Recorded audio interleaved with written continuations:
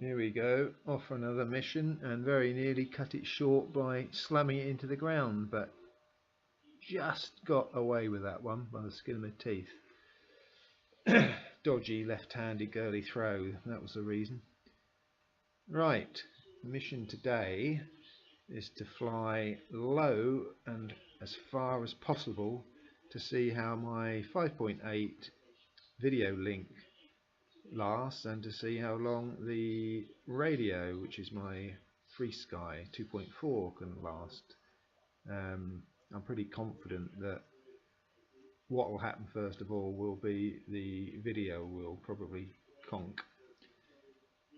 So I'm flying my usual platform, the FX61, good old reliable beastie, and especially with the FY41 light and flight controller inside, which just gives me the nice trustworthy return to home. So this is going to be a height trip set at a height of around about the 120-130 meter mark. She wanders a little bit when she's on autopilot, but I'll correct it along the way if I notice now and again. So the plan is to go straight out, head towards Mull, which is where we're looking at the moment on the skyline, and along the way you'll see some of my ground station footage, and you can see how the 5.8's performing. Now here we are, we're at a little crept up a bit, 140 meters, but at 3k's out, and we're looking good. This is a nice rare Scottish day. In fact, it's 20 days have gone past before I've been able to fly, so it's a nice treat today.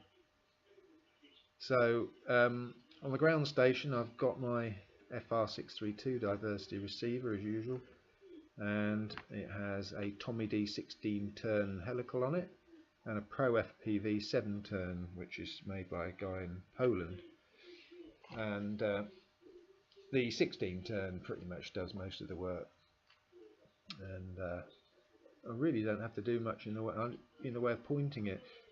Just while we're here, look, here goes a barge pulling, I think it's 5 of the plastic salmon cages. Get quite a lot of those around here. There's a lot of fish farming. So here we are approaching the 5k mark, just making land, and it's not a bad picture. The camera's a Mobius and a cheap pan and tilt system, driven by the pan servo, which is a continuous servo for about £6 you can get them on eBay, and I find it works a treat. And what else have we got here? The receiver is a FreeSky V8R 7SP, which were always advertised as having a 2.5 range out the box. Well, they have a lot more than that, I can assure you, but unfortunately they're no longer made, so I'm hoping mine don't go kaput, because I've got one in each of my 4 planes, and so far they've been good to 11.7k's, and I'm sure they could go further.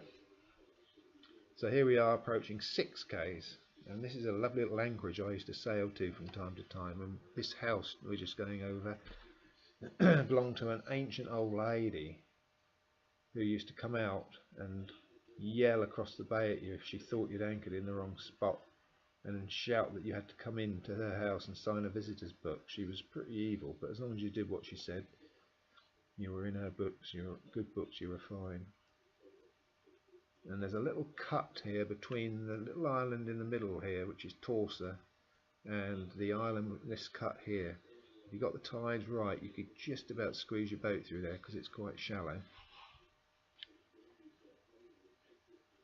And we're entering Cuan Sound here, and near the top of the screen you'll see the entrance to it, or the exit into the open Atlantic, and way that is pretty tidal at times. I've been caught out there once or twice. So The FY41 is keeping her nice and steady, keeping the altitude fairly consistent. And here we are approaching 7Ks, and has still got nice flyable video even at this level.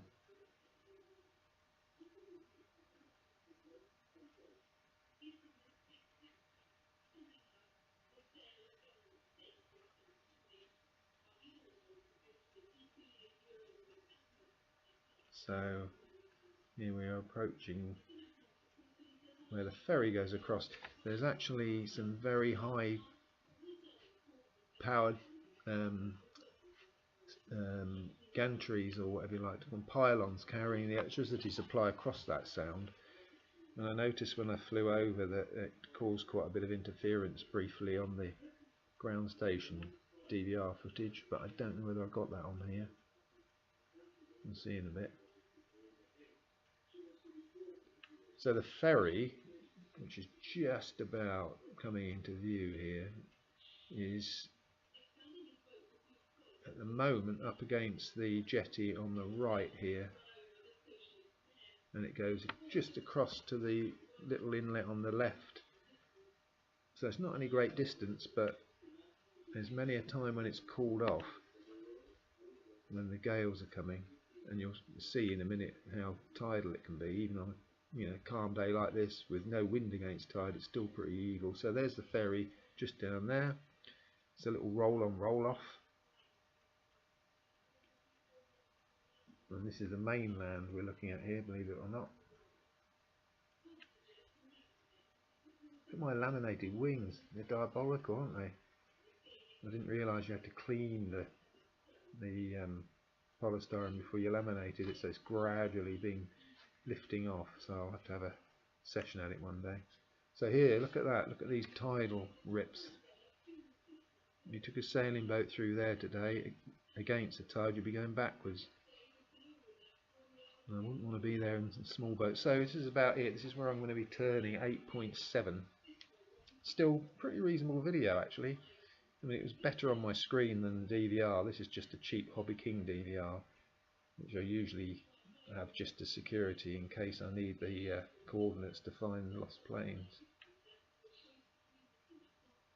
So here we are, we're turning for home, and I've cut out all the trip home because it's pretty boring. So here we are, coming back to my posh landing field,